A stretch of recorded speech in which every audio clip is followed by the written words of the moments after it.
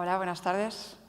Soy Yolanda Pérez, soy la directora de BStartup y en nombre de Banco Sabadell quería daros la bienvenida a todos y las gracias por acompañarnos hoy aquí. Vemos entre el público pues, muchos amigos del ecosistema, muchos clientes, algunas participadas, algunos inversores, incluso algunos con los que hemos coinvertido. También algunas corporaciones interesadas pues, en la innovación, en la inversión en startups y algunos compañeros también de Banco Sabadell. Bueno, pues eso, muchas gracias en nombre sobre todo del equipo de BStartup que hemos preparado con mucha ilusión este evento. Llevamos, como decía el vídeo, pues más de 4 años con este proyecto y bueno, aparte de todas las actividades que hacemos como banco y como intentamos colaborar mucho con el ecosistema, participamos en muchos eventos, seguro que nos habéis visto, pues de hecho estamos en toda España apoyando todo lo que podemos, coorganizando. Y este es el único evento que organizamos en solitario, solamente BStartup. Las BStartup Talks o conversaciones BStartup, pues lo que pretenden es compartir con el ecosistema un ponente muy relevante, las enseñanzas que nos puedan compartir con nosotros, pues eso, un ponente que realmente sea relevante y que nos permita llevarnos un aprendizaje esa tarde a casa, ¿no? Además, pues intentamos hacerlo en un espacio bonito como este, ¿no? Como el Círculo de Bellas Artes y compartir también con vosotros pues, una copa y el networking. A ver si tenemos suerte, el tiempo nos lo permite y podemos subir después a la terraza, que es realmente espectacular. Bueno, vosotros lo sabéis perfectamente, ¿no? Porque sois de Madrid, pero para nosotros, los que venimos de Barcelona, pues es realmente único poder estar hoy aquí. A ver si tenemos suerte, luego Elena nos contará a ver durante esta hora a ver qué pasa, pero al menos un ratito seguro que podemos salir. Pero bueno, lo realmente importante de hoy, como decía, es la persona que nos acompaña, que es Tluszcz.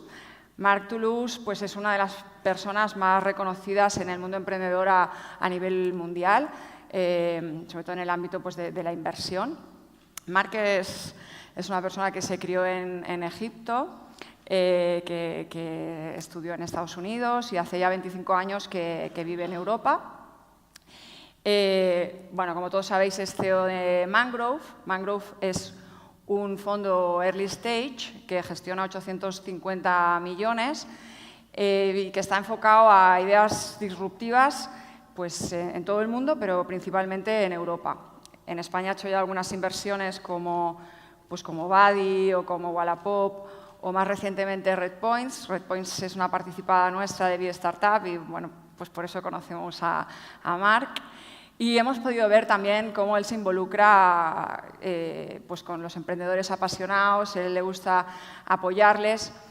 Él es conocido sobre todo, aunque ha invertido en muchísimas compañías, es conocido sobre todo por ser uno de los primeros inversores de Skype, no hace falta que diga nada de Skype, también de otras empresas como Wix, ¿no? Wix está en el Nasdaq, cotiza en el Nasdaq con una valoración de unos 4 billones de dólares y Marc es el presidente de Wix, es decir, que continúa desde sus inicios, ha continuado involucrado en su desarrollo y bueno, hasta hoy. Entonces, bueno, pues lo que queríamos era que compartiera con nosotros pues todo lo que ha aprendido estos años acompañando estas compañías de crecimientos tan exponenciales y tan espectaculares y bueno, pues es para esto, para lo que lo hemos invitado, ¿no? Básicamente, que nos explique qué es lo que marca la diferencia, ¿no? Thanks for joining us today here, Marc. I'm switching into English.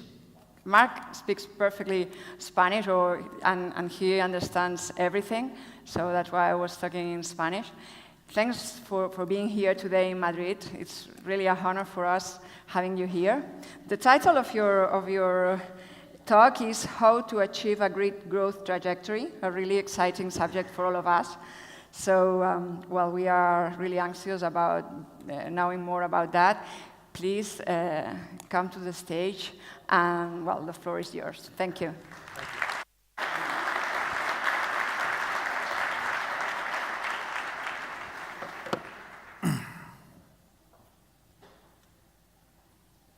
Good evening, Madrid. I feel like a rock star. In any event, it's an absolute pleasure to be here with you this evening, and I will try my best to make it worth your time. I believe that when you come to events like this, you need to take something away from it. And my objective is to share with you some of the things that I've seen in companies in the past, what has worked.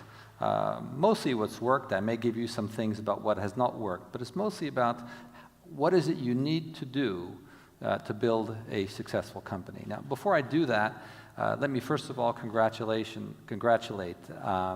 BStartup. The ecosystem that we find in Spain today, BStartup is one of the key players, of course. There are others, and I'll be kind enough not to mention them here. But the work that BStartup is doing is fundamentally important to the ecosystem of startups in Spain. And it's fundamental because an ecosystem needs, of course, people like you, entrepreneurs. It needs people like me, finance people. And it needs the third leg of it, which is a number of enablers to make it happen. This is the key of what happened in Silicon Valley. It's the key of what happens in a number of cities outside of Spain. And we're beginning to see that dynamic take place both in Madrid and in Barcelona. So the world that I discovered when I created Mangrove almost 18 years ago was more akin to a desert. There were very few investors, very few entrepreneurs, and certainly even less enablers. And so thank you very much for having me and giving me the opportunity to spend, some time with you here this evening. Now, my background would not naturally have predisposed me to do what I do today. I studied history in university. During 4 years of my studies at university, every single person told me, "What are you going to do with a history degree?" At the time, I thought history was pretty cool.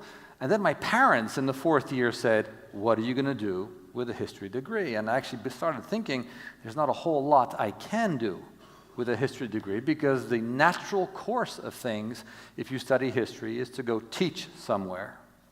And that became one of the great lessons of my life, is what you study in university does not at all need to be what you ultimately become, right? What you study in university, is really all about setting up a thinking process so that you can face the challenges of the world later on. Now, here's some good news, right? The good news is anybody who's below 40 years old, here, hopefully most of you, but if not, anybody who's below 40, there is a very high likelihood that you will live way past 100 years of age. If you're above 40, like me, we are the last generation that will not benefit from genomics. Genomics is this fantastic new revolution that is very, very close. And it's essentially the ability that we now begin to see that we will be able to break down your DNA and recode your genomes and your genes. And so that if you have a particular gene that is a cancer gene, we're going to be able to go in there and say, turn it off. That revolution is happening now. We'll begin seeing it hit the market in about 10 to 15 years. But old people like me, it's too late. So my comments are now dedicated towards the younger people. So the good news is you studied history perhaps in university, you are likely to have 3 or 4 careers in your life. So what doesn't matter is what you learned in university. Had you learned how to code in university, and that would have been your passion, here's some bad news for you. Within 10 years, coding skills will no longer be required, because artificial intelligence is going to make it so that I will largely be able to talk into something, and the code will automatically be written. Now, here's where engineers all tell me, that's not true, and you're crazy, and everything. No, I'm absolutely right. And the reason I know I'm right is I've seen code generating engines already. We already have largely available libraries that you can go and pick large pieces of code to execute a certain amount of tasks.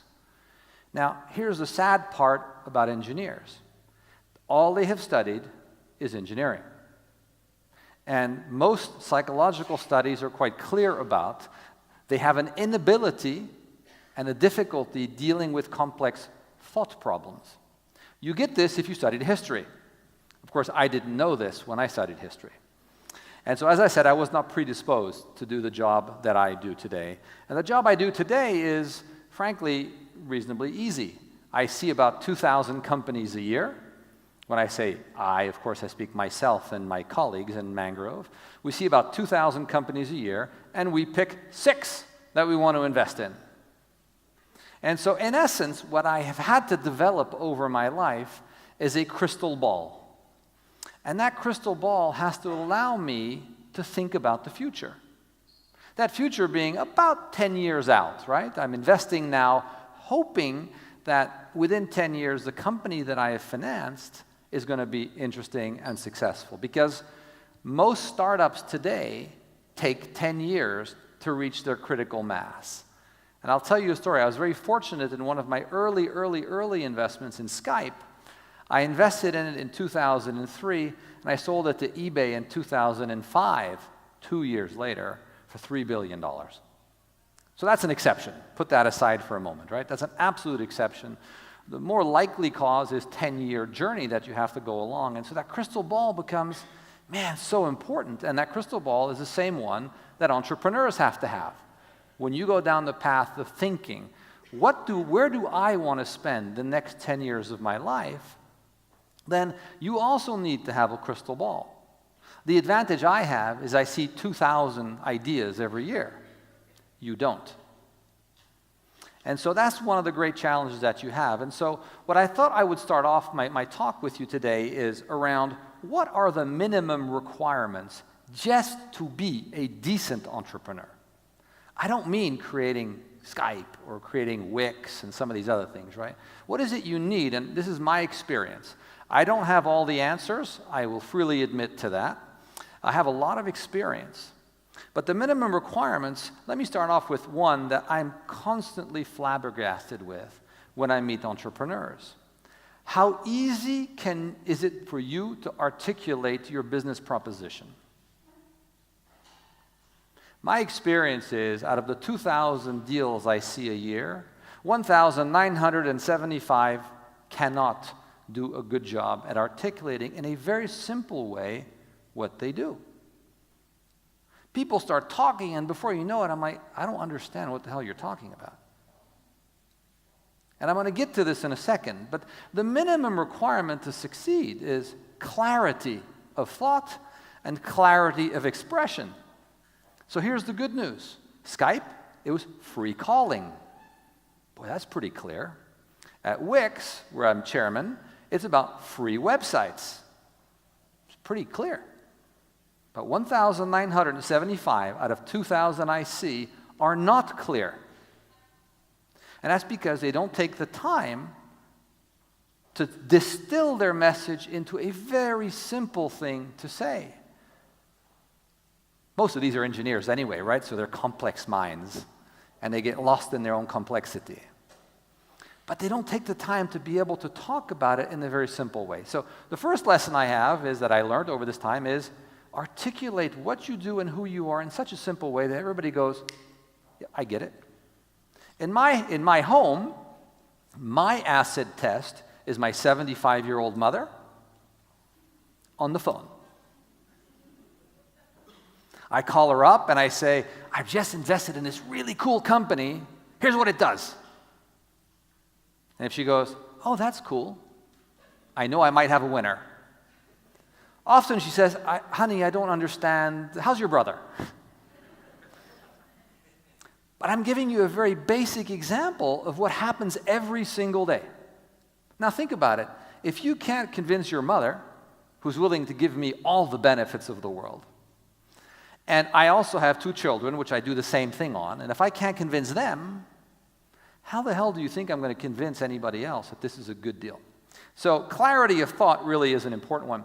The second one on the internet, and my comments today are really focused around internet, of course, right? I'm a big fan of entrepreneurship in all the forms that it takes, but professionally I invest only in internet and software companies. And so the second one is be super focused on product. Product is everything. And I mean simplicity of product, right? We talk in our firm about a frictionless product. How do you take friction out of the usage case? And you would be surprised how many people will tell me, no, but we put this feature in there because of this. And I'm like, well, who cares about it? Because if my 75-year-old mother or my 16-year-old son struggles to get to the next step of your sign-up process because you wanted something in there, well, frankly, nobody is going to use your product. So being focused on product is so important, and it's a very, very rare skill. So of the 2,000 business plans that we look at every year, I would say we would be lucky if we found 50 great product people. It is the skill that allowed us to make Skype successful way back, when, by the way, Skype didn't invent voice over IP, right? There were many players before, including a product from Apple, a product from Google, a number of other products. But Skype had a product guy who understood that the experience of calling was okay, but what really mattered was when you download the app, they were able to get through firewalls in a way that nobody had been able to do it before. So the experience was so easy. And the same thing is at Wix. When you go and actually build a website on Wix, it's such an easy process. A 12-year-old could do it. My mother has built a website on Wix, and she's 75. And the reason they have success is because their product skills are so great. So product is kind of the second one. The third one is passion, right? And so I'm giving you these very quickly. Passion sounds like, oh, well, of course, we all have passion. Remember this. A startup is a 10-year journey. A tech startup, if you're going to be very good, is 6 days a week, 14 hours a day. Starting a company is not a project. It's the word I hate the most. It's a way of life. You better be passionate about the problem you're trying to solve. If you're not passionate, you will become bored, your wife will divorce you, or your husband will divorce you, because you're spending too much time and you're not happy yourself. So I really want you to remember, unless you have that passion for the idea that you're trying to solve, find another idea. Because it comes across to me as an investor very, very quickly. The fourth one is be humble. In English, we have an expression, you know what you know, you don't know what you don't know. And all the great entrepreneurs that I have been involved with, they fundamentally understand their limits. They hire great people who are better than them. That takes a lot, right? You're the founder of a company. You hire people more intelligent than you. It's a bit of an uncomfortable environment, but it's the environment required to challenge you, but more importantly, to solve your personal discrepancies. I have many. I will admit to none of them today. But I hire great people at Mangrove, and I hire great people in my companies because I don't have all the answers. I never have. So make sure that you are humble in how you build your company, in how you bring people on board, how you bring advisors on board, and do that. And the last one of my basic rules is you need to be a contrarian, right? The reason you're launching a startup is because you see a hole in an industry or you see an opportunity to change incumbents, right? So today, I get to the airport, I open a newspaper, I forget even which one it is, and the title was, 3 banks are demanding that there's regulation for fintech startups. I mean, of course, incumbents are going to do this. These are some of the biggest banks in Spain whose only message is, we need more regulation to stop the startups. So here's something I want to tell you. There is absolutely no reason why large incumbent industries, whether it's banks or telecoms or anything, ever innovate. Innovation hurts margins. For any of you who get internet connectivity here in Spain, you will know how Telefónica rips you off constantly. The cost of the internet access here is insane. And the cost of telephony is insane. And that is because you have 3 incumbents who kind of carve up the market and who have no interest in any way, shape, or form. My point of all this is not to rile on telecoms, which I have notoriously done all my life. Is to tell you that if you're going to start a startup, you need to be a contrarian to go against people like this. There are big industries and they will do everything that they can. When we were doing Skype in the US, we had all the telcos on our back. And it was all around the equivalent of the 112 number, the emergency number, right? They wanted to shut us down because on the internet you couldn't dial 112. It was just a bullshit example for them to try and get in our way. And so you need to be this contrarian, right? And so those are like the 5 basic rules. Look at yourself in the mirror if you're going to start a company and tell yourself, is my identity and my pitch clear enough that I can convince my mother and my kids? Like, can you do it in like 1 sentence? Tomorrow morning when you get up, try it. Convince yourself. I do that a lot. I talk to myself a lot. The second one, as I said, is product focus. The third, passion. The next one, be humble. And the next, be a contrarian. So these are great, like, basic rules just to get starting. If you do that, I'm willing to talk to you. If you can satisfy those 5 criteria, right? Good. I got this guy here telling me he wants to talk to me. That's cool. Now, that's all been interesting, but so far you probably haven't learned a whole lot, right? Nice words and everything. What I'm going to give you next is not just the basics of what you have to do to even begin to be successful, but some of the things that have worked in my best companies. What I call key to their success. And if you do these, I'm sure you can be very successful too.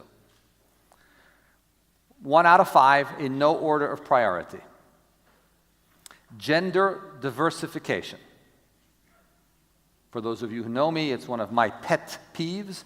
I tweet a lot about it, I talk a lot about it, and a lot of people ask me, why do you make this such a big deal? Yeah, of course, it's in the press, and in the US, they're all crazy about this, constantly talking about this stuff. But I talk about it because I know for a fact that it works. I have seen it work in all of my best companies. Let me focus on Wix for a moment. So Wix is about $500 million in revenue, 2,000 employees, 4 billion or so on the NASDAQ. We have 42% women in the company. 42. By any measure, that is exceptional. Even by US standards, where on the average in tech, you're at about 22%. Now, we didn't start off doing this at Wix because we had some kind of moral obligation to do it. At Wix and all my other companies, we did it because we wanted to hire the best people. And when we decided we wanted to hire the best people, we began realizing that as we were going through the process, that's the only thing that mattered, was the best people. Not the people who looked like me, not the people who repeated what I wanted them to repeat. Because when you go after hiring the best people, you will very often get people who don't think like you. And here's something we all know, but women think very differently than men. Like, super differently, right? There's this prism through which they look at life, and sometimes I go, I just don't get it. I have a wife and a daughter, so I live this at home sometimes in my own arguments, but I've seen it in product design. So think about this. At Wix, 50% of our customers, we have 125 million customers around the world. Let's call them users, right? Bill Gates prefers the word users if they're free. 125 million, 50% of women. So how logical would it be for this thing to be built by men on a product where font makes a big difference, color makes a big difference? I wouldn't say men are the best at both of those two things, right? So our product team at Wix is very, very well balanced, and so we know fundamentally it works.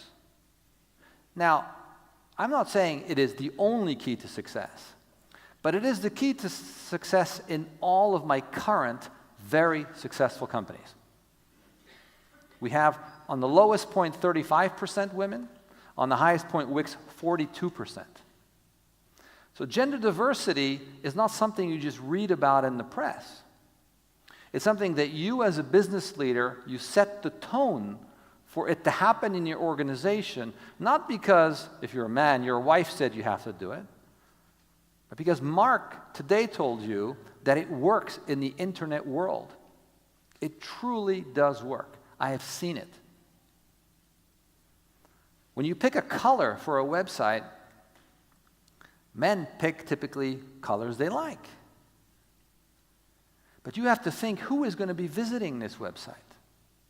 And so if you're a hairdresser, we have many, many hairdressers who are using Wix, you can't have a manly color on a website.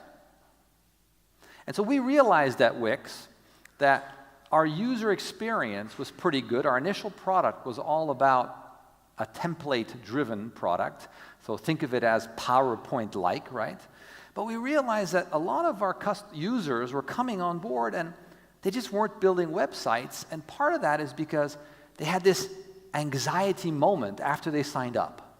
That anxiety moment was, oh man, what color and what font should I use? Now, I encourage you guys to build a website, of course with Wix, but I encourage you to try in that. You'll see, it's not obvious. You get all these fonts and all these colors and you go, like for Mangrove, what color should it be? It's hard to tell. And so luckily at Wix, we had our designers at Wix are 65% women, so we knew we would get good colors for women. So we built a product called Wix ADI. It's an artificial intelligence product that takes this moment of anxiety away, and you answer 5 questions, including what gender you are, and it produces a website for you, matching what women like and what men like.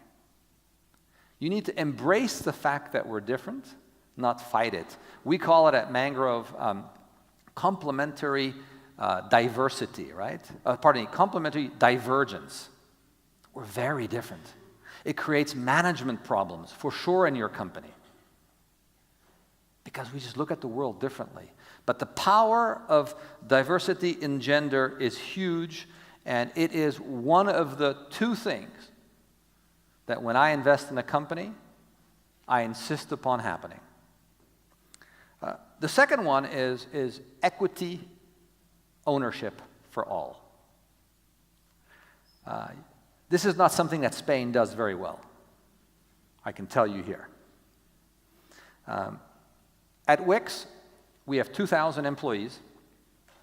We have 200 millionaires in dollars. This is how generous we have been with the equity of the company. After all, it's the employees who largely contribute to making this thing successful.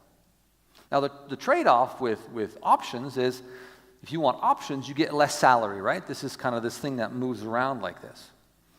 And I believe it is what's made Wix successful, and I believe it's what has made successful all of our other companies.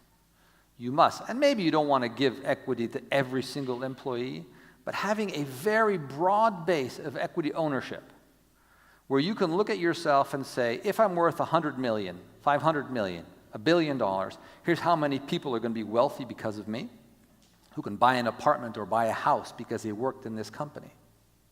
It makes a huge amount of difference. Equity ownership is something, when I visit Europe, I realize that in the north, people are beginning to understand that this is important. And the further south I come, the less open-minded people are. And I'll tell you a story. I have a friend of mine, he lives in Barcelona. He's the ex-founder of a company called Tluszcz. He sold his company for like 80 million euros a number of years ago. None of his employees had any options. So first of all, do you think they have a fond memory of him? They all think he's a bastard. He might have been a nice guy, but they didn't get anything except a salary. So just for that, I don't think I'd like to have that memory of myself as a boss. Just for that. But then he told me something funny. He told me, Mark, I started a new company. I heard what you said about options, and I hired my first 10 or 20 employees, I forget what it was, and one day I came in and talked to them about the stock option plan. And they kind of looked at me like I was from Mars, he says. And some of them even said, hey, listen, we don't have time for this. We need to make some phone calls. Now, this is exactly what has made Silicon Valley very successful, is the stock option program. So the responsibility when I invest in a Spanish company is making sure that employees understand that if you join my company, there will be a trade-off on salary against options, because I want you to love me when we're very successful. So options are the second one where, frankly, for me, it's a non-negotiable item. You must push it down to your employees. It always sounds great not to do it because you own a big chunk of equity, but as you build your business, frankly, I think that doesn't work so good. The third one, and this is one that I am very attached to, is world-class marketing skills. So I am flabbergasted every time I meet internet entrepreneurs who largely are engineers starting their businesses. And these people, when I talk to them about marketing, they go, huh? They go, well, we're building a great product.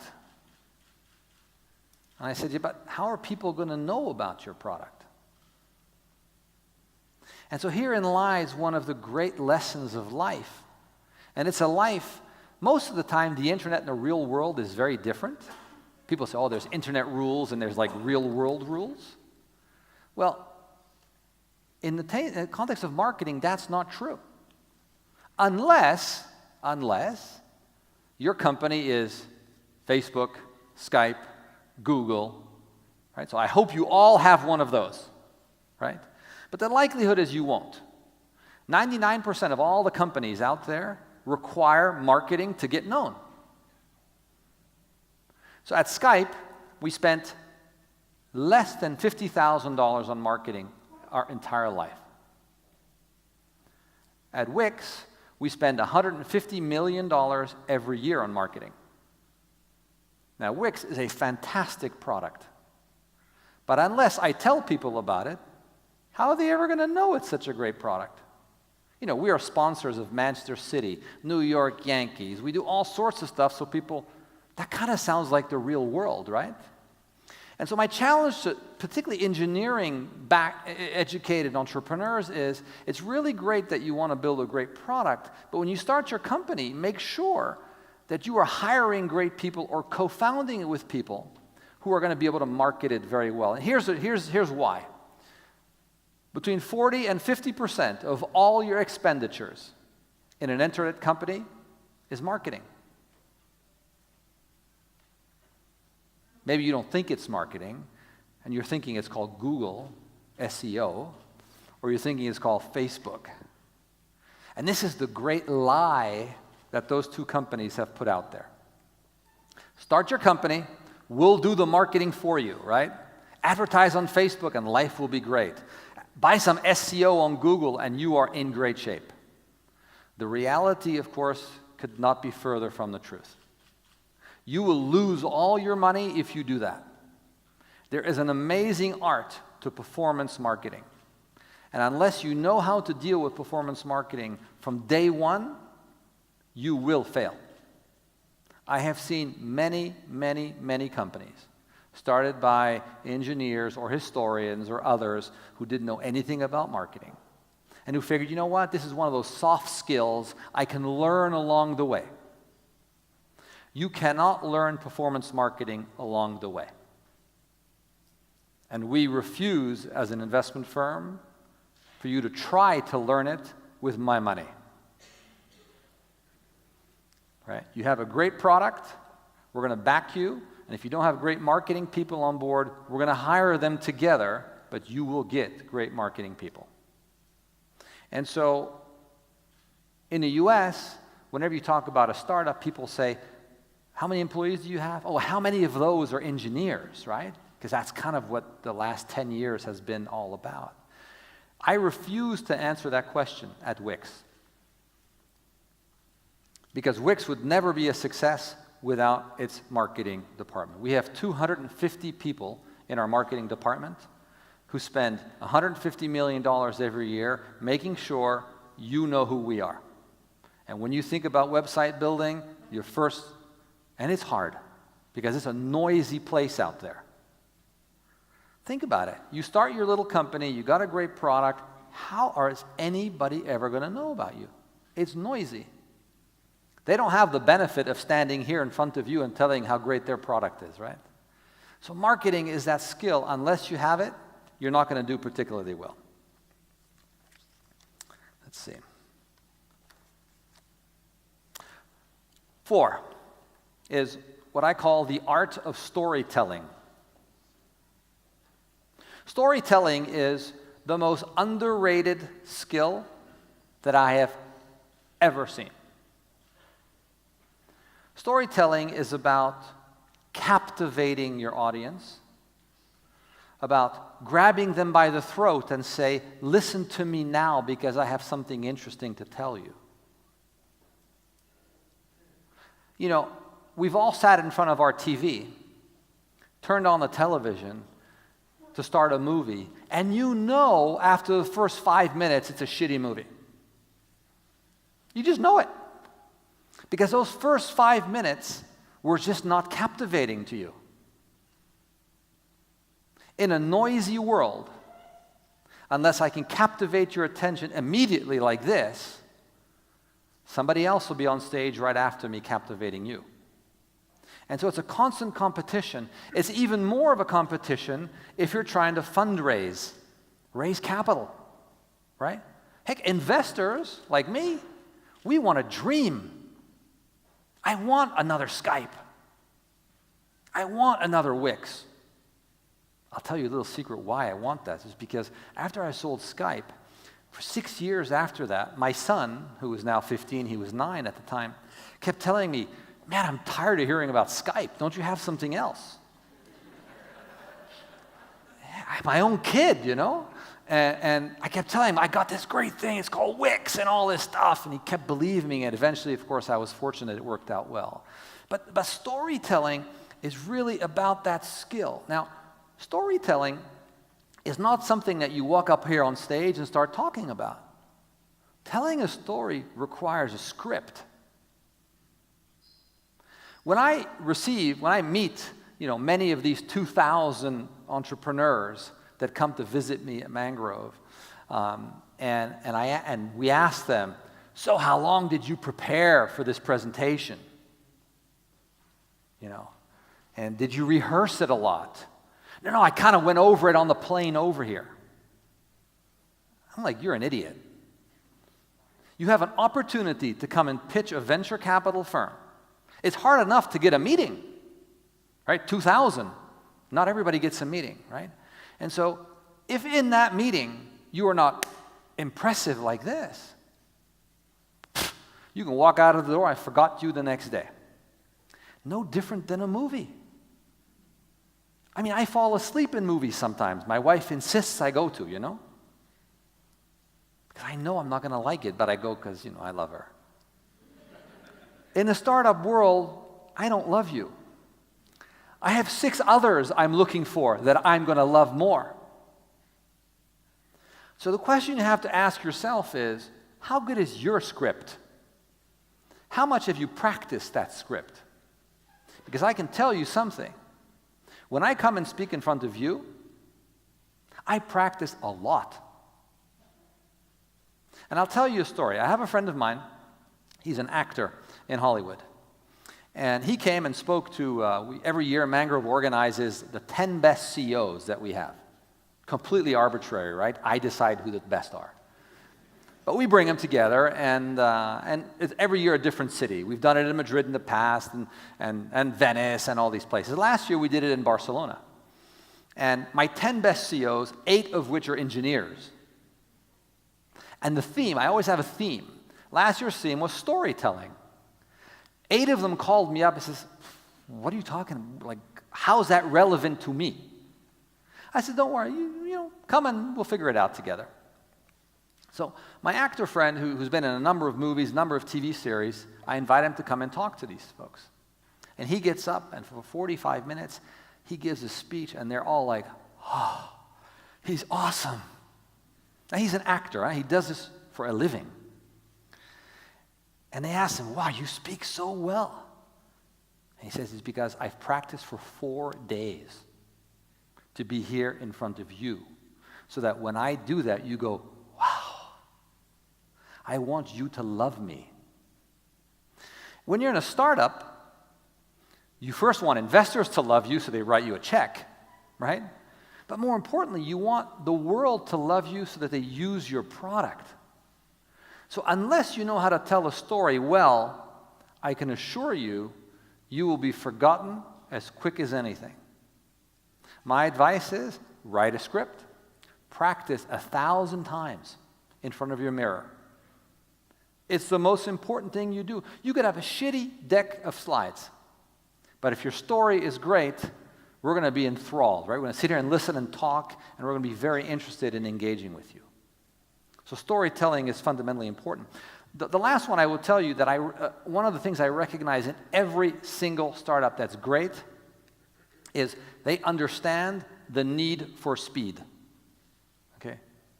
You're in the internet today. Remember, we have this thing called dog years, right? I have a dog, he's 10 years old. He's kind of like a 70-year-old person. 1 dog year is 7 human years, right? Well, we have the internet version of that as well, right? 1 internet year is worth like 10 real years. And unless you're prepared to work fast, here's what's going to happen to you. You work nice and slowly, you start getting some traction in the market, with a service particularly, and all of a sudden, copycats are everywhere. I'm the shareholder in a company that operates in Spain called Job Today. Job Today is a company that gives blue-collar workers the opportunity to find jobs through an app. They invented the model.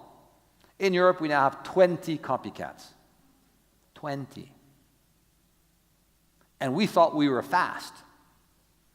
So speed is an unbelievably important thing when you're thinking about this. And I tell you this because you have you have capital in the market to help you grow fast.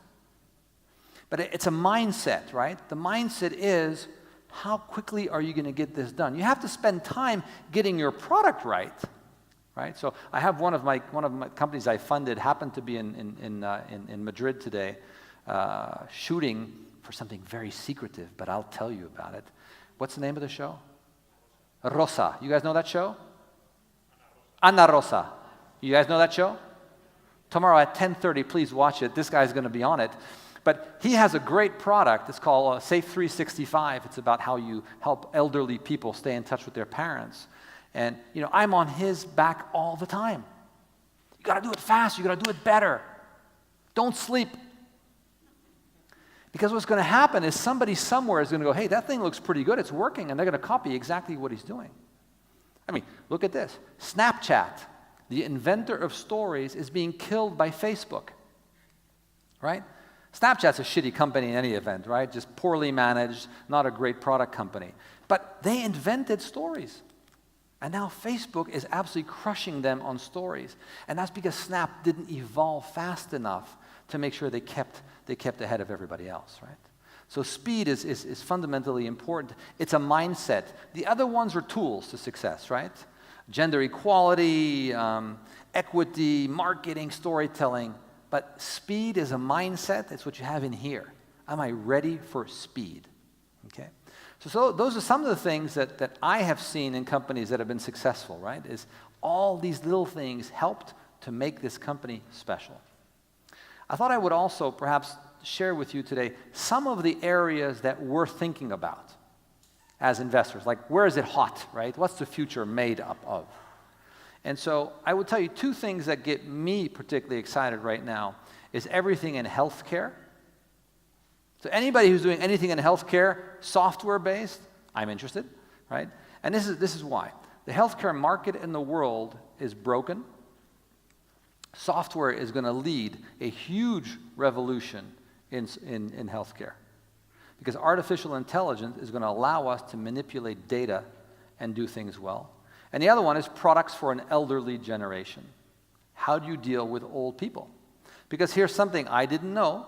Old people, 65 plus, right? Old people want products that don't make them look old.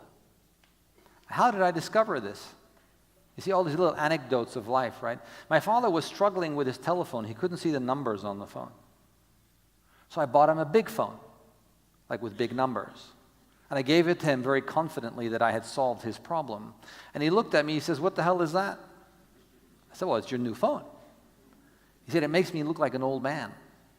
He says, "I may be an old man, but I don't want to look like one." And so what it does is if you're going to focus companies on building products for older people, well, you got to do it in a way that they don't feel particularly bad about it, right? So those are two areas that I am particularly interested in. And then, of course, what we have is the great artificial intelligence revolution coming right now. AI or machine learning, or pick whatever name you want to put to it. It's coming in a big way. It's going to have a massive impact on everything that we do. I'm not going to tell you what sectors, but what I'm going to tell you is you're going to have moral questions around how do you deal with this.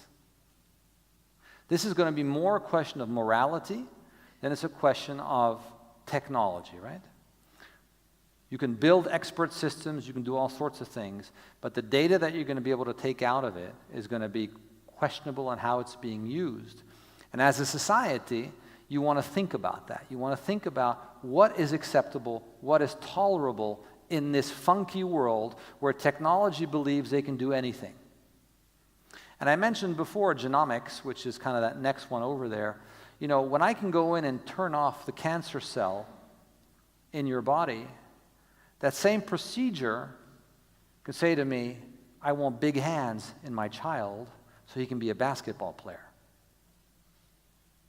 So as we head over the next 15, 20 years in genomics, you will notice that, again, the problems will no longer be one of tech, but it's going to be one of society. How do we as a human race accept that we have these choices to make, and where are the boundaries with which we make them? Both artificial intelligence and genomics will have this issue. Artificial intelligence, because we can just, computers can make decisions so much faster, and iterate so much faster than a human, that over time our ability to compete with them is going to be gone. And we have to be ready for that. I think in most areas, I'm extremely optimistic about it. I have funded a company in the healthcare space called K-Health. What they've done is they have 2 billion medical incidents around people, and they're able to cut data across all sorts of ways, and so that when you download their app and you say, hey, I'm Enrique, I'm so high, here's my weight and everything, and I have a headache. K is the name of the product. They interact with you and say, so where does it hurt? How does it feel? They do things like doctors would do. But because they have 2 billion medical incidents, they can immediately say, aha, in my database is like 500,000 people who had the same symptoms as you. And this is how they were treated, and this is what the diagnosis was. So I believe in the next 15 to 20 years, GPs, general practitioners, are likely to largely be out of business. Now, when I say this is a prediction. Many people tell me, come on, people always want to talk to human, that compassion, I can't remember the last time my general practitioner was compassionate with me. Maybe it's my character. But in general, they kind of poke you around a bit and they go, I think you have this, take this pill and come back in a month if it didn't work. That doesn't sound particularly compassionate to me. So the human element of all of these evolutions is sometimes, in fact, many cases, largely overvalued. Of course, we all have a story of a doctor that we remember fondly because he or she was particularly nice. But the majority of us will not have that experience in our lives. And so think of artificial intelligence and genomics as your 2 greatest problems. The more you read up on it, the more you get educated on this particular subject, the more intelligent you will be for yourself on how you handle these things. But of course, in this conundrum of questions lies tremendous opportunities to build businesses that satisfy some of these demands. And therein lies your challenge. What company are you going to build? What dream do you have? What problem do you want to solve? In 2018, in Spain, you have an ecosystem that is fundamentally strong enough to provide you financing, partners, ideas, and if you don't like Madrid or if you don't like Barcelona, you can always go live in Berlin, right? You're not stuck here. There is no reason in a world that is flat that you would not necessarily say, let me go somewhere else. Now, in my closing remarks, I want you to know that Europe has become, one of the places where innovation is happening. You no longer have to move to Silicon Valley. Skype was the first great example of that. We built Skype in Estonia, in Tallinn, of all places. And from there, we spread across the world. And Europe today has structures to support entrepreneurs everywhere. There's a vibrant, and quite deep environment of investors who are willing to participate in all sorts of different projects. So there's never been a better time in Europe to start a company, ever. We're even getting past this European problem of accepting failure. I would always prefer to fund somebody who's failed once. Somebody else has paid for their mistake or their learning, right? And there's nothing wrong with failure as long as what they're talking about and their vision is really strong enough of where they want to go. So that is really the few things I wanted to say today. I'm happy to answer some questions if you think I can answer anything of use to you. My premise is I don't know everything. I've seen a lot in the world. I've been very fortunate to be involved with great entrepreneurs who really were so passionate about what they wanted to build that they really prepared to give up everything to make that happen. Now, lastly, but very importantly, venture capitalists like me, my particular firm, we're only interested in companies who really want to grow very big. But that doesn't mean that even if you want to grow a small business, it's a great business to have. One of my best friends has a company and he has 6 employees. The company's revenue is $3 million a year. He, as a founder, makes $1 million per year, and he's extremely happy. And what he does is a Visual Basic editing tool. Dumb as hell. But man, I'm so happy for him. It's not a business that I would fund. So when I talk about all these things about growing big and growing, this is really self-centered for me. I want people who want to do that. But entrepreneurship really is the great journey, whether you do it in a big way or in a way just to keep yourself where you are. It is the journey that gives you the decision on your life. Remember, corporates, there's no loyalty left anymore. Governments, to you, there's no loyalty anymore. Public servants everywhere will tell you that. They're cutting their rights left and right. And so today, if you want to control what you're doing, if you want to control your own destiny, the thing you need to do is start a company. It doesn't have to be Skype. It has to be enough so that you can live the life you want to live. Thank you very much.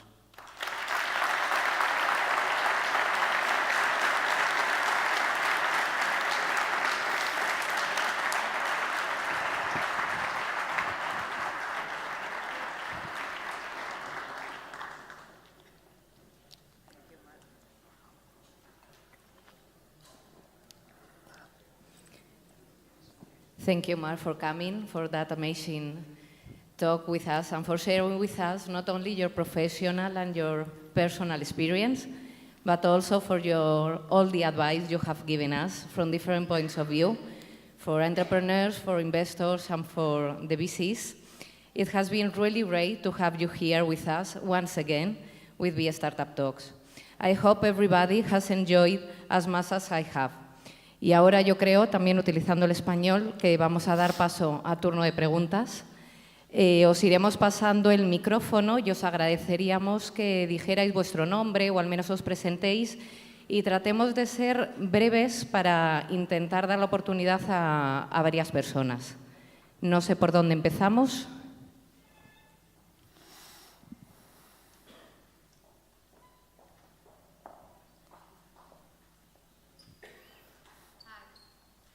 I can hear you, it's fine. Yes.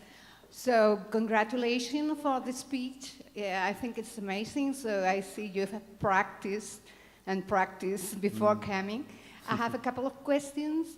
One is about storytelling. Yeah. What happens when you go with your story and then you get a Q&A, tough Q&A? How you prepare that? And second question is about the trends that you mentioned. I missed blockchain. Do you have an opinion on that? That's a lot of questions. So obviously, you practice your storytelling a lot, and in practicing, you get smarter about the questions people ask you. I very rarely get surprised with questions anymore because I also prepare the type of questions people might ask you. If you're pitching investors, those questions are quite simple and basic because we're simple and basic people, right? Very simpletons. We want to know it can be big, and we want to know the market size and all these silly little other things. But I think the number one thing is just impressing. If you impress less on the Q&A, people will give you a pass on that because it was tough and we're not very nice and they were under pressure. But if you can just explode on the storytelling, I always give somebody the benefit of the doubt when we go through questions, because if they were great in their storytelling. Because somehow I feel it's disrespectful to me when they come unprepared. It's a bit if I had come here to you, that I wouldn't have been this, and you'd be like, why am I wasting my time here, I mean, I had to come, it's 7:45 at night. I know in Madrid you eat late, but still, it's 7:45 at night. You could be with your family instead of listening to me now, or your boyfriend, or your husband, or whatever. But the reality is, it's about respect as well. So the first answer is, don't worry about that. Be good on the first piece, right? On trends, of course, how can you not talk about blockchain, cryptocurrencies, and all those type of things? We think of that in three very distinct buckets, right? You have blockchain, which is an enabling technology. In the old days, we used to call that distributed databases, distributed ledgers, so it's all kind of the same. But it's essentially all about how do I make sure that data is not easily intercepted and stolen by storing it into a number of different places, and I have the algorithm to bring it back. And we think there's great opportunities to invest in that as well. The second piece you hear is about cryptocurrencies, Bitcoin, Ethereum, all these kind of things, right? Where I remember all my friends saying, did you buy any Bitcoins? Oh man, you're going to be rich, And by the time I realized how big it was probably $15,000 per Bitcoin. If I bought it, I'd lost a lot of money by now. But we don't speculate on volatile things like that. And the last one typically put in all of that is the ICO market, right? The tokens, the coin offerings. That was a great trend in 2017. 2018, the world is a lot harder for ICOs because in 2017, they essentially came to you with an idea, give me free money, and I've met a number of entrepreneurs trying to do ICOs. Here's usually how the conversation goes, right? They come to me and they say, oh, I got this great vision. So far, so good, right? I'm like, great.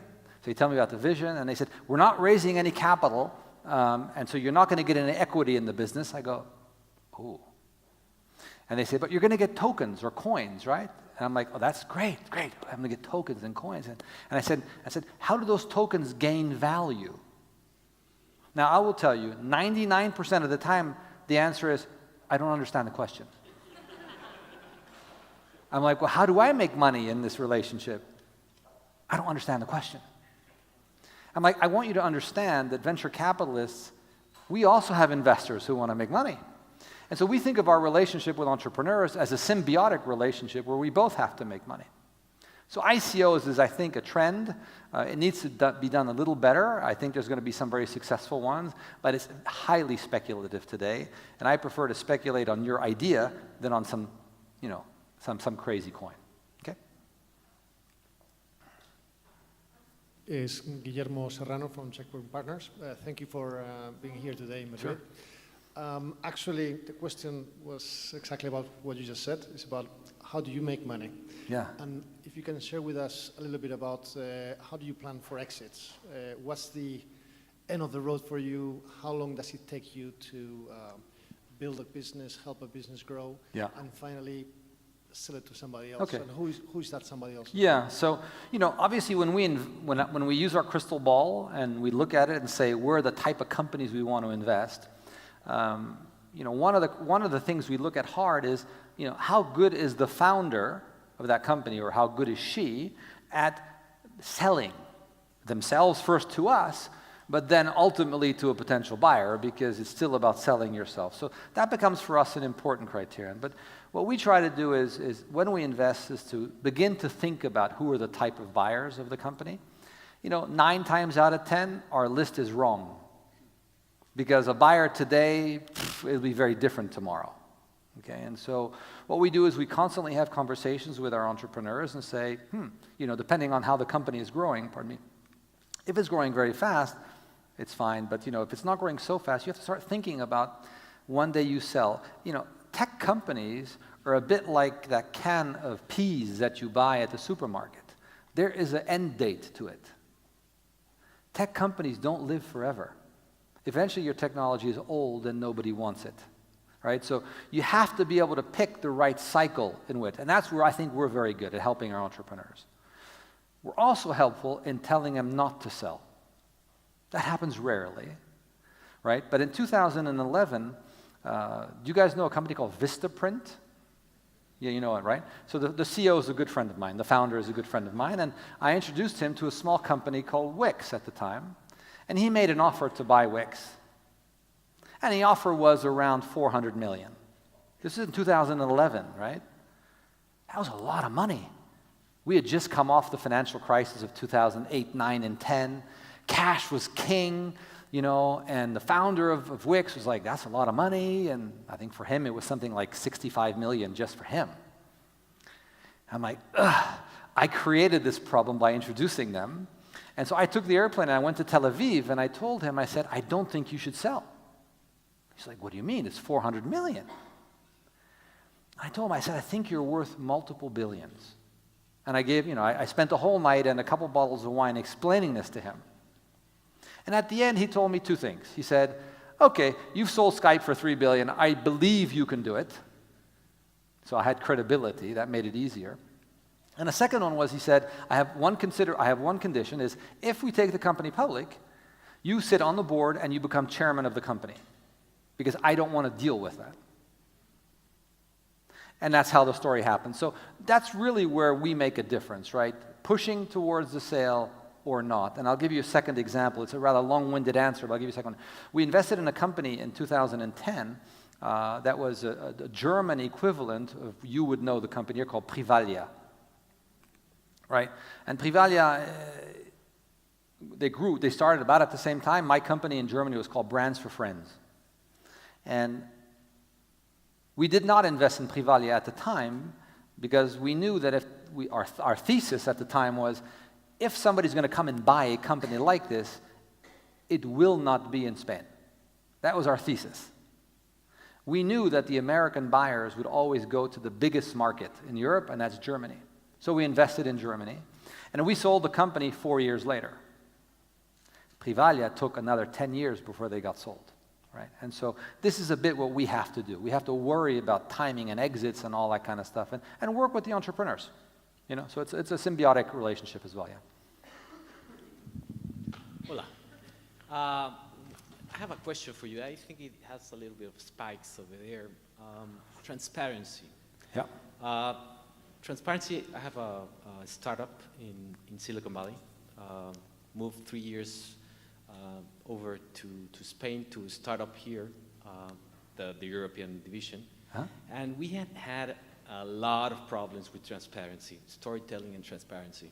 Why? You mean your transparency to the market? To the market, yeah. Yeah. We tell stories, real stories about the real products. So Okay. you're talking about healthcare.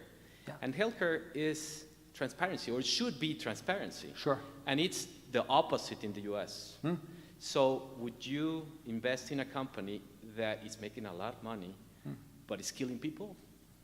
No. I can be very clear about that. We have a moral compass in our firm. That moral compass is me in my mirror in front of myself. And I struggle with that. I don't believe that making money is the only thing in life. We have refused to fund a number of companies in the past that were not about killing people, so you'll appreciate where I'm going with this, but rather were about how could they take advantage of people who were less fortunate. And so a number of years ago, there were a lot of these companies who were supposedly financial services company, who were going to help people with payday loans. I'll lend you money until your paycheck comes, right? 450% interest rate. And we just couldn't get into that business because I knew that we were taking advantage of people. And so that's our moral compass. We have one. It's true that many investors don't. And that's the magic that you as an entrepreneur, and what we have to do is find each other, right? And make sure that we have the same core values about where you're building your business. Okay, we will talk. Sure. Thank you. Sorry. Strictly speaking, I'm not an entrepreneur. I work on product. So, this your chat was your speech was really inspiring to me as well. And my company is called 8 Belts. We teach online language courses. Okay. And it's a little bit in the online e-learning education sector. And my question goes to first of all, what is your vision on education in general, and what kind of tech education company do you think you would be interested in investing? So I would tell you that education, obviously, it's a massive space, right? People haven't cracked education yet. They're trying to figure out how you actually build a world-class company around education. There's been issues around how much content you have to produce, the cost of producing that content. That's typically been one of the areas. Of course, in the language space, there's a number of players out there where you can download for free and then you have to pay. And so business model becomes kind of that next question. Commitment becomes the next question, all these typical issues. My guess is we are entering a time frame right now where the concept of the nomad worker is becoming more true than ever. And what I mean by the nomad worker, it's somebody who has a set of skills who says, I'm from Madrid, I don't have to live here. I can go spend 6 months here and 6 months there and 6 months there. And I think the education company that will win will be the one who can figure out how to target that demographic. That demographic is prepared to pay a lot of money because they will always trade off that versus lifestyle. And so there's now a company, it's a hotel chain, a hotel chain called Selina. I'm not involved in it.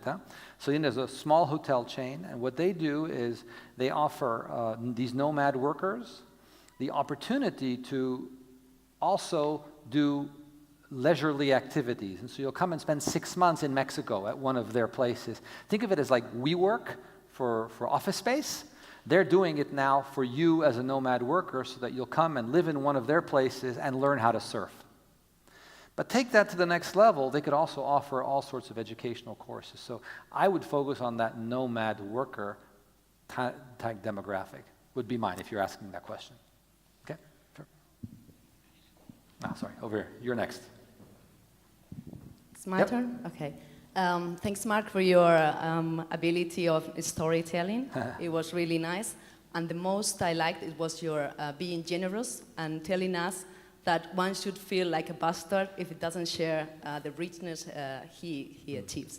So I was lucky enough to live in the United States for 1 year in an American company.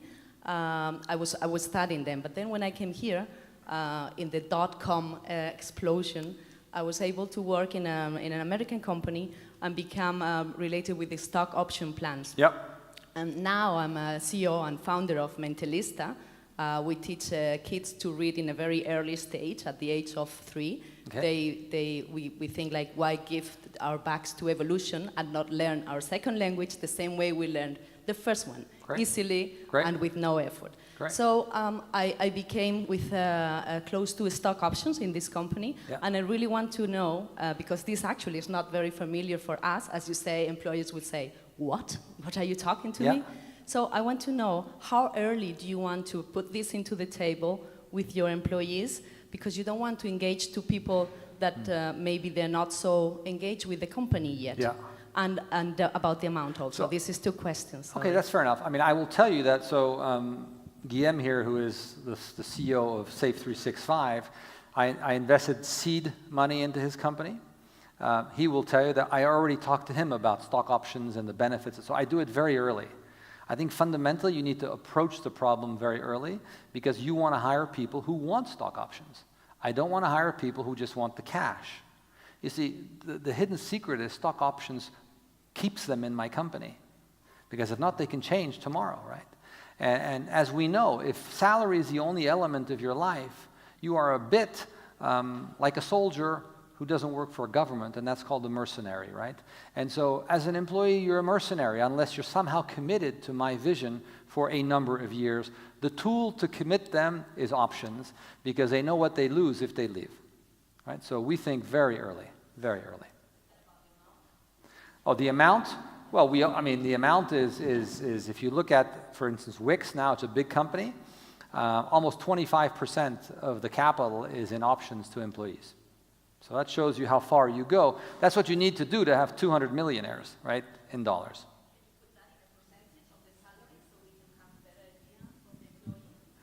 It's difficult because that does change depending on the tax regime of each country. So it's very difficult. But my guess is the more senior the person is, the more that needs to come to 60-40, 60 cash, 40 options. For younger employees who need to rent and those kind of things, it's a bit difficult to do that, right? So there's also a question of level within the company that we would go about, yeah. All right. This guy had a question at the back here. I guess you're next. Go ahead. Hi. Good afternoon. Thank you very much for your speech and talk. I am Leire Contreras. I work at IBM, and I came with my 13-year-old child.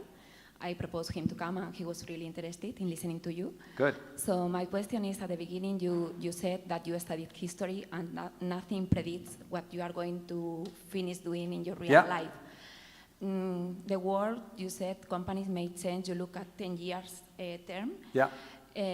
Would you think at education, your children, my children, will it work the same rule? No matter what they study, they will be able to... Well, not no matter what they... say? Yeah, so no, I think the answer is not no matter what they study. I think that there's a path. It's the path I'm pushing my children, right? I want my children to study the humanities. I want them to study philosophy, history, psychology, because these are lasting skills that you have for your entire life. And I can tell you there's a number of large companies today, maybe even IBM, who are beginning to recognize this and say, I'm not only going to hire engineers all the time, but I'm going to hire real problem solvers. I know a number of companies who have humanities branches. They want to bring people in and do that. So I think, if you ask me, I'm doing that. My children are doing this. I'm pushing them towards picking something in the humanities because I know they'll have that analytical skill, right? That thought-provoking capability for the rest of their life. And that, as a parent, is the greatest gift I can give them. Because that is not going to be replaced by a computer any day, right? At least not in the near future. This guy's been waiting for a microphone. Yeah. Thanks, Mark. I'm Miguel Roncales from AlphaSip. That's really inspiring because I've been 11 years being an entrepreneur, so I think it's right for momentum. Cool. I'm on semiconductor electronics on healthcare. So I want a bit of your view on your crystal ball. How is going to be the tool that is going to replace GP? It's going to be more like a dog phone. It's going to be more a software-based idea. How can you deal with the genomic fluidics? Yeah, thanks. So I think there's a number of paths this takes, right? Most of the companies today are trying to solve the GP problem by pushing you towards a doctor in a way that is using the video or text, these kind of things, but you're still interacting with a human being, right? The problem with that is that it doesn't scale very well, okay? And I think myself, the company I financed, is one that is 100% software-based because it's infinitely scalable, right? I'm having a conversation with a robot that is better, faster, and more accurate than with a human. If you really want to go see a human, you can still use my app, and then you'll go to the doctor and you'll sound intelligent because, well, you'll know what you have. And people tell me, is that true? I said, well, look, most people today, if you wake up tomorrow morning and you have a bit of a pain here or a pain there, the first thing that you do, and don't lie to me because I will know, the first thing that you do is go to Google. And Google only has two answers for you. You have cancer, or you're going to have a heart attack. That's it. So I think the question for me is how do you make that relationship with your doctor better, smarter? And by the way, a lot of doctors, they're also looking at Google when you're in their office. And so what we're doing now through software and all these other services is demystifying the God that is a doctor. We have thought all these years that they're so brilliant, these doctors. Actually, yeah, you know, surgeons are brilliant, but GPs, yeah, they have basic education.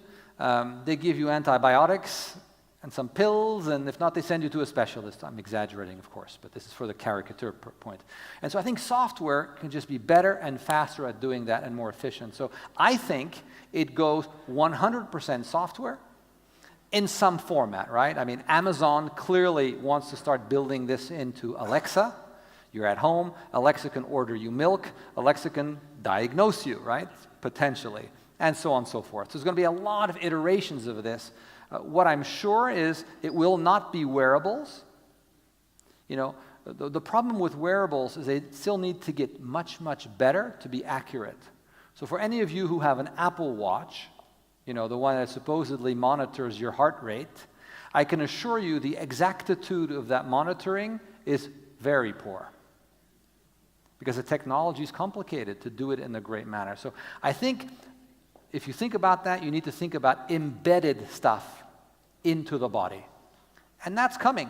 That's probably 10 years away.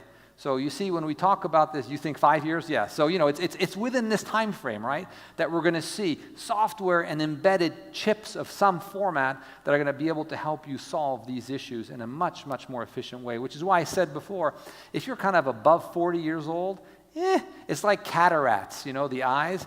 You don't want to, doctors don't want to operate an 80-year-old of cataract. They say, oh, wait a few more years if it gets worse.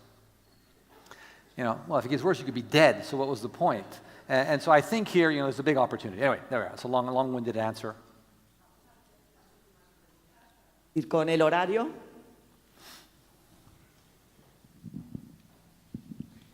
Hi, Mark. Hi.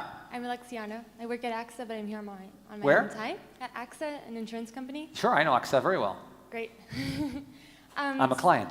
Oh, I hope you're well protected. Here to help. So my question was, you told us about an example of Job Today. Yeah. Now, once they started, then there was like 20 other copycats Yeah. in Europe. And I was wondering, what was their next step? What do you do once you have copycats? Not my, I mean, I work at AXA. I also work at another, we have an e-commerce. Yeah. So I'm just Well, the first thing you do is freak out. Yeah. Because like, oh, shit. Yeah. You know? And then you decide you're going to build a better product, you're going to go faster, and you're going to raise more money. That's what you have to do. When your product is copyable, right, and where cash is a great equalizer, then you have to just work faster, execute better, build better product, constantly be innovating around the product, because you know that these other 20 are copying everything that you do. That's all they're doing. There's these companies, all they do is copy. There's a number of companies who just copy Job Today. A new version comes out, boom, you know, 2 months later, the other guys have it too. And so it is a race against time. So the one thing you have to think about when you start a company is, how copyable is this? Right? And we worry a lot about that. And today, frankly, technology around some of these apps that you build is pretty easily copyable. So that's a real issue you have to deal with. Okay? Sure. A ver, yo lo siento muchísimo, pero vamos fatal de tiempo, así que luego le intentáis pillar en el networking y seguirle haciendo preguntas. Lo siento, pero no cumplimos horarios. Bueno, vamos a terminar ya lo que es esta parte, sobre todo más inspiracional de Marc. Os agradecemos una vez más a todos todo el apoyo que siempre nos demostráis, a BStartup del Banco Sabadell. Muchas gracias a todos y hasta el próximo BStartup Talks.